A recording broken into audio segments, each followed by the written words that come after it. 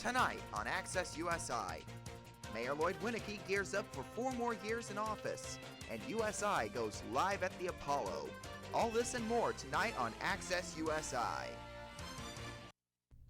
Good evening, welcome to Access USI. Happy November, I'm Madeline Kriz. And I'm Krista York. It may be hard to think about next semester already, but it's right around the corner. Priority registration started on Monday and will continue through next Friday, November 13th, allowing current students to get a head start on planning. Although USI encourages all students to meet with their advisors to discuss courses before signing up, you are also encouraged to have an idea of what you want and need to take prior to your meeting. If you are unaware of who your advisor is or where to go, advising centers are located within the College of Liberal Arts, Nursing and Health Professions, Pott College of Science, Engineering and Education, and Romaine College for Business. For those undecided, there are also University Division advisors available on the first floor of Pott College. For more information about scheduling your advising appointment, visit usi.edu/registrar. On Saturday, USI students were given the chance to show off their creative sides through song, dance, poetry, and more. Access reporter Ann Powell has the story. Students got to enjoy talented acts on Saturday as the Multicultural Center hosted their annual Live at the Apollo Talent Competition. Performers filled Carter Hall as they showcased various talents ranging from rapping to interpretive dance. Then it was time for the judges to make a decision for the winners. Each category had a first place winner, with one even ending in a tie. So although the event took place on Halloween, the performers didn't seem too scared as they took the stage to show their talents. Reporting for Access USI, I'm Ann Powell. Last night, students were whisked away to the country of Ecuador without having to leave campus. Access reporter John Fisher has the story. USI students got a taste of Ecuador at last night's Ecuador Culture Night in the Rustin Hall Multipurpose Room. The South American country's wildlife, culture, and cuisine were showcased, and students left enlightened and well-informed. I learned a lot about the world outside my own. I now know how people, I couldn't just imagine how life is in Ecuador, but now that I came to Culture Night, I can tell, I can really tell if I can go there and I ate the food, I like it. I think I can survive in Ecuador if I go there. For Access USI, I'm John Fisher. This Friday, the Hispanic Student Union will host Fiesta Latina. Fiesta Latina is a dance designed to explore and celebrate the Hispanic and Latino culture. The Hispanic Student Union, or in Spanish, Latinos Unidos, promotes students and teaches cultural diversity here at USI and hopes to make genuine change on campus. Fiesta Latina is one of the many activities to do just that. The dance won't just focus on specific dance style. It will also display different style dances specific to the Hispanic and Latino culture. Fiesta Latina will take place in Carter Hall from 8 to 11:30 p.m., with dance lessons beginning directly before at 7 p.m. The event will also feature free food and prizes. It is free and open to the public. And it's that time of the year again when students across campus come together for a cause. USI's Dance Marathon for Riley is a multi-hour event that blends dancing, games, crafts, food, and fun into one philanthropic experience. Students are on their feet the entire duration of the marathon as they stand for the kids at various Riley Hospital locations. One freshman at USI says she's excited about the event this weekend as Riley holds a special place in her heart. A lot of people think of hospitals, they think of really scary places. And to me, when I think of Riley, it's like a second home. And not only are they really great with medical stuff and getting kids to feel better, but they honestly make it feel like a home and not like they're trapped in a hospital for a long time on end. Last year, USI Dance Marathon raised over $18,500 for the kids at Riley Hospital, and this year they're aiming high with a goal of $25,000. So if you haven't signed up for the full-day event yet or would like to make a donation, you still have time as the party kicks off at noon on Saturday and lasts until 10 p.m.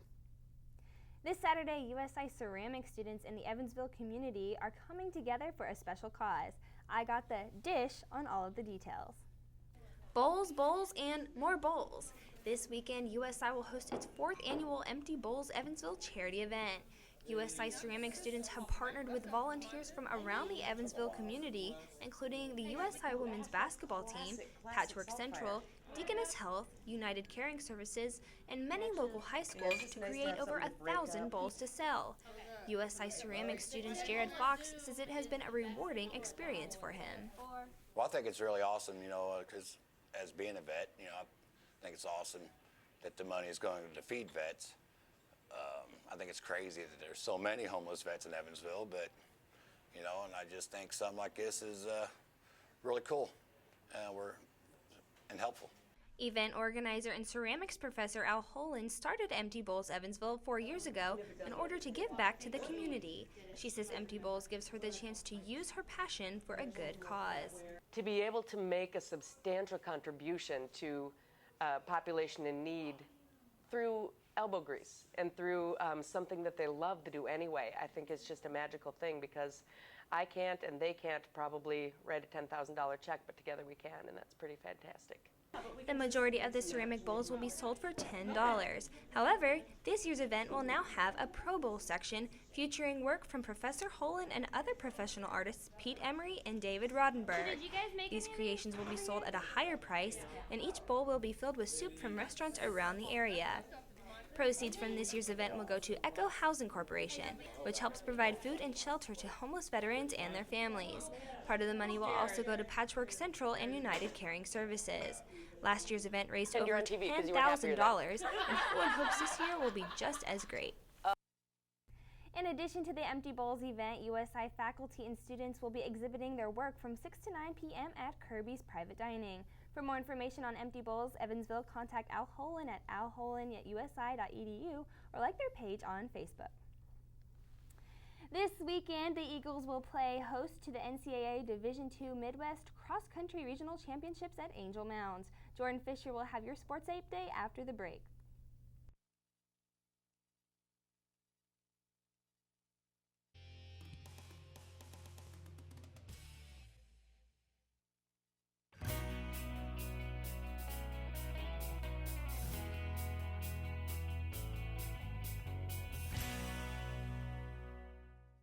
Newman Catholic Club is a great way to get involved at USI.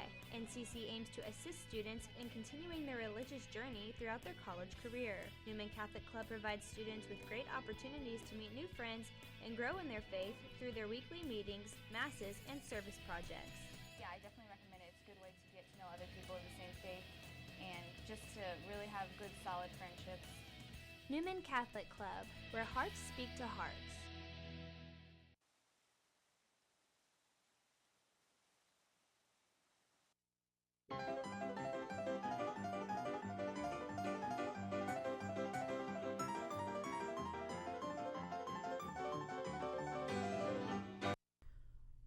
Welcome back to Access USI. I'm Jordan Fisher, and here's your sports update. After winning both GLVC championships on October 24th, the USI men's and women's cross-country teams will be competing in the NCAA Division II Midwest Region Championships this weekend. USI and the Evansville Sports Corporation will host the event this Saturday at Angel Mounds. This will be the second year in a row that USI and the Evansville Sports Corporation have been the host for the event, and the event is planned to be held at Angel Mounds for both 2016 and 2017. The Midwest region will feature around 30 teams with more than 200 total runners from the GLVC, the Great Lakes Intercollegiate Athletics Conference, and the Great Midwest Athletic Conference. 12 of the 30 teams enter the races ranked in the top 25 coaches polls, with the Eagles tied for 7th in the men's poll and sitting at 11th in the women's poll. The women's 6K race is scheduled to begin at 10:30 in the morning on Saturday, with the men's 10K following at 11:45. On Sunday, USI men's soccer team traveled to Kansas City, Missouri to take on 7th-ranked Rockhurst in the opening round of the GLVC tournament. The game was a tough battle throughout, as only one goal was scored in the contest, and that one came in the 31st minute as Caleb Jackson found the back of the net for the Hawks. Despite the early goal, the Eagles continued to battle, outshooting the Rockhurst 10-5 in the second half of play. However, the Eagles were unable to get a goal, losing 1-0, and the loss ends USI's season and brings their final record to 8-7-3 on the year and 6-6-3 in the GLVC. After dropping both of their games last weekend at Drury and Missouri S&T, the USI volleyball team will return to the Physical Activities Center for a 5-game homestand to finish the regular season. Now with an overall record of 17-9 and just 6-7 in the GLVC, the Lady Eagles will look to get back on track as they get set to host Maryville on Friday night at 7. Maryville will enter the contest with an overall record of 11-15 and just 3-10 in conference play. Following their match with Maryville, the Lady Eagles will also host Missouri St. Louis on Saturday at 3. Missouri St. Louis will enter the weekend at 12-14 overall and 6-7 in the GLVC.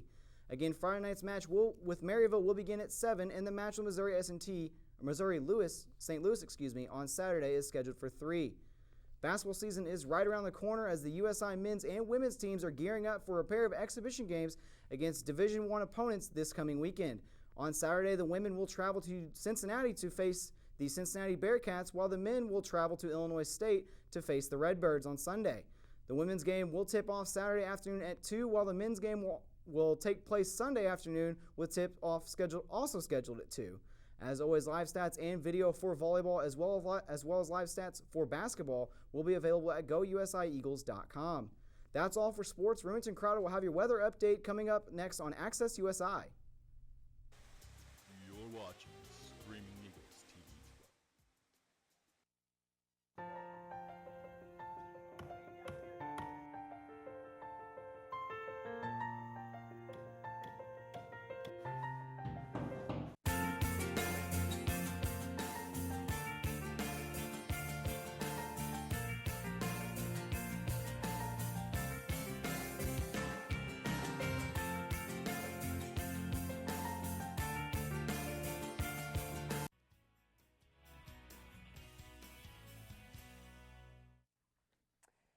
And good Wednesday evening, everyone. Welcome back to Access USI. I'm managing forecaster Remington Crowder. Before I get to my forecast, I want to show you this video from the National Weather Service in Brownsville, Texas, posted from this past Friday. If we can roll that, guys.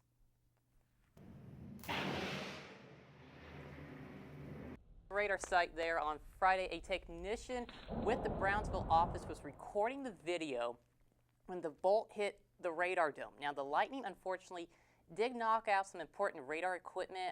I don't have to tell you, but the whole radar is kind of important to this entire, to my business. And I can tell you this, I do not know how many times that the radar site outside of Owensville and Gibson County has been offline because it sits out there in the middle of a cornfield. And of course, Paducah's like a few hours away, but oh well. Okay, here are the weather headlines for tonight.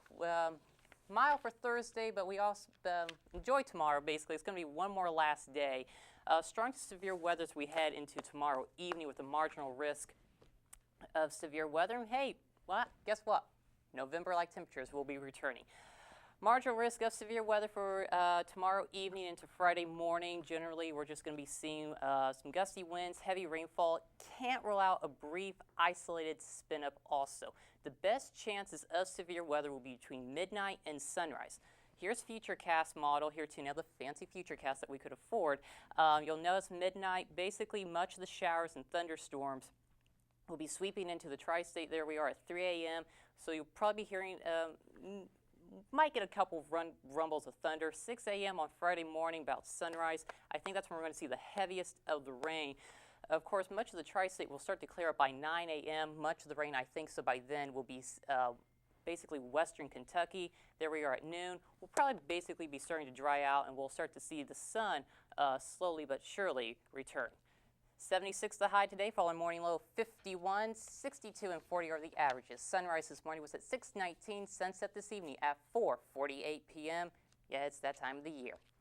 Forecast overnight mostly cloudy. Temperatures hold steady, low 58. We could see some fog overnight too as well. For the day tomorrow, mostly cloudy to cloudy. We'll see clouds increase slowly but surely. Rain chances will start to return later on in the day. Looking at the full 7-day forecast here too now.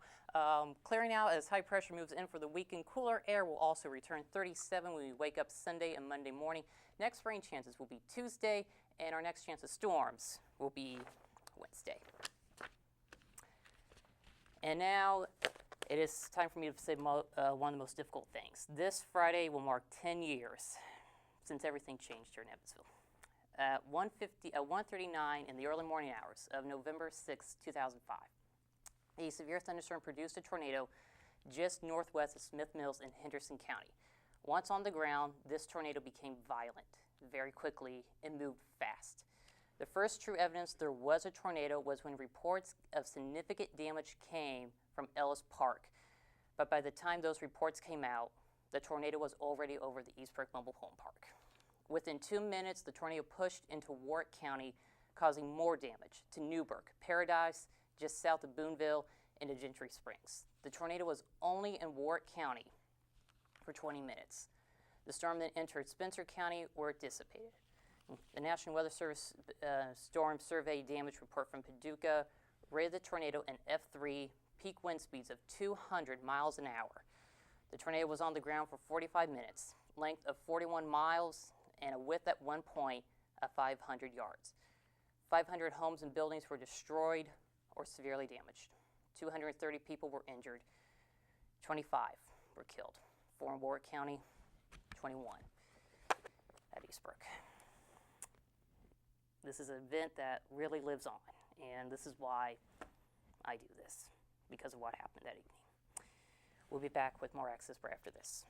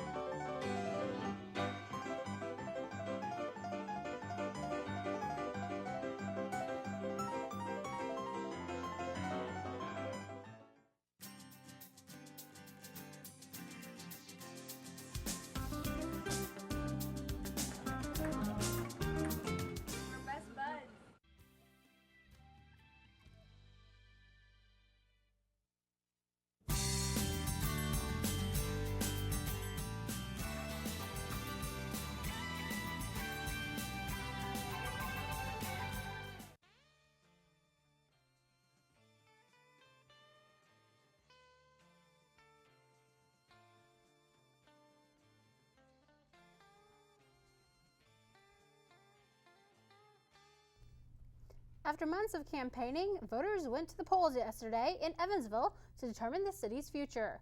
Remington Crowder has the details.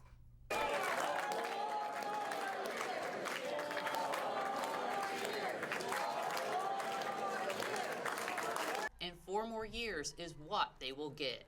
On Tuesday, Evansville voters re-elected Republican Lloyd Winnicky to a second term in office with just under 12,000 votes, beating out Democrat challenger and state representative Gail Reakin with just over 6,500 and independent candidate Steve Wozniak, who was just shy of 800.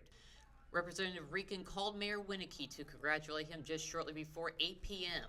After that, Winnicky spoke to the crowd at GOP headquarters downtown at Tropicana, Evansville. Clearly, the citizens of Evansville have a new energy and a new enthusiasm, and they want our city to continue moving in the right direction. Make no mistake, Evansville is a strong city, and we will continue to be a strong city. Winnicky also looked back to a part he said when he was first elected back in 2011. One thing I said 4 years ago remains true tonight. Mayor of Evansville is not a one-person job. The work we must do for our neighbors requires the biggest team we can assemble, one made up of every resident who cares about Evansville and its future. What success we have is rooted in this community's commitment to each other. The mayor also took the time to thank his supporters, including his wife Carol, his dad, and his late mother, who passed away this summer. I'm sure Mom's looking down with a big smile on her face. And Mom was the one, much to my chagrin, Mom would more than anyone drop the M word. Whether it was at the grocery or a restaurant, my son's the mayor. Expecting better service. Sometimes it didn't always work. It's good to see my uncle. Winnicky also addressed the progress made in the past 4 years. However, much of the progress has come at a slow pace as a battle between him and the city council, which was made up of 8 Democrats and 1 Republican, with at times Evansville residents referring to it as a circus. I spoke with Mayor Winnicky afterward about what he hopes this new city council will do. I think this new council is going to be very focused on conducting the city's business in a respectful, non-political manner. I think they get the message. They get the message that the city doesn't want the political shenanigans that we've seen the last 4 years from the council, and so I think they'll conduct themselves accordingly. Remington Crowder, Access USI. As for what's in store for the next year, Mayor Winnicky said he and his staff will take the next few weeks to recharge, but he said the new year will be full of excitement. As for his opposing candidate, Democrat Gail Reagan, she said she will not run for mayor in 2019. Reagan also told the Evansville Courier and Press that she will finish up her term as state representative, but will not run for re-election next year. The Evansville mayoral race wasn't the only race last night. Evansville City Council was also up for grabs. We'll start with the City Council at large first. Returning will be incumbent Democrats Jonathan Weaver and H. Dan Adams. Joining them will be Republican Michelle Mercer. We got a chance to speak to Mercer last night. We have some new projects on the table. The IU Medical School is going to be going in. The new convention hotel is going to be going in. We need to ensure that those developments are successful, that we continue to attract businesses to downtown. So we just need to ensure that we get our return on those projects and that those developments are a success for Evansville. Also in City Council, 3 of the 6 wards had new names elected to them as well. In Ward 3, Anna Hargis beat out Anna Melcher to become the first Republican since 1979 to win the ward. Ward 5 Republican Justin Elpers beat out Democrat Tom Shoulders, and Ward 6 goes to Democrat Jim Brinkmeyer, who ran unopposed. Meanwhile, Wards 1, 2, and 4 remain unchanged. Ward 1, Republican Dan McGinn, who was the only Republican to serve in the City Council the past 4 years, will keep his seat.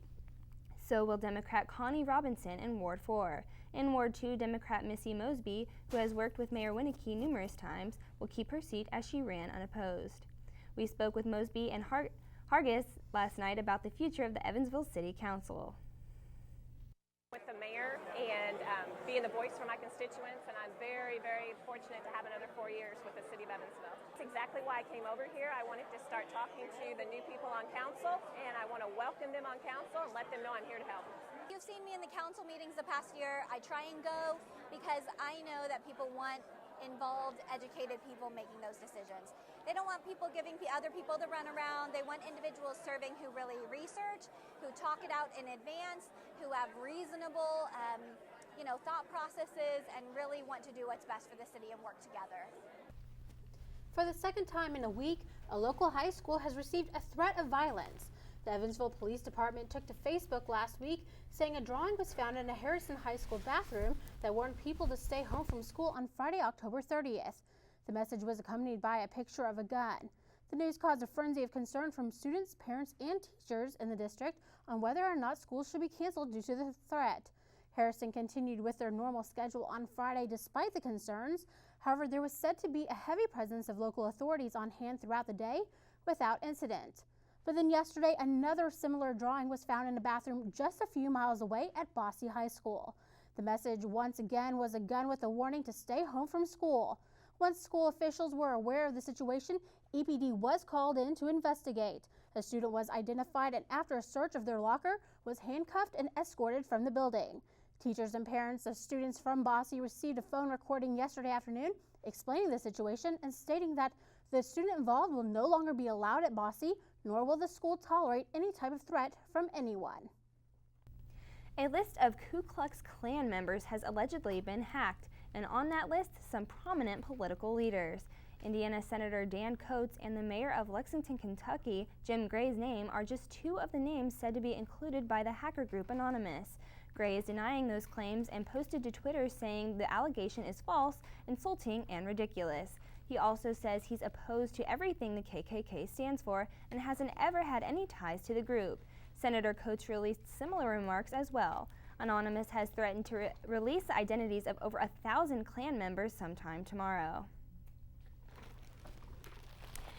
And today is National Candy Day, so we decided to celebrate here at Access with some of our favorites. So right now we have some Pixie Sticks. Take the Butterfinger. We got some Pixie Sticks, some Butterfingers, and I think we have some taffy. Some taffy. Some good taffy. Laffy taffy. That's my thing. So yeah. So that's all we have tonight for Access USI. I'm Madeline Chris. I'm Christy York. I'm Jordan Fisher. And I'm Remington Crowder. Join us next week, same time, same place.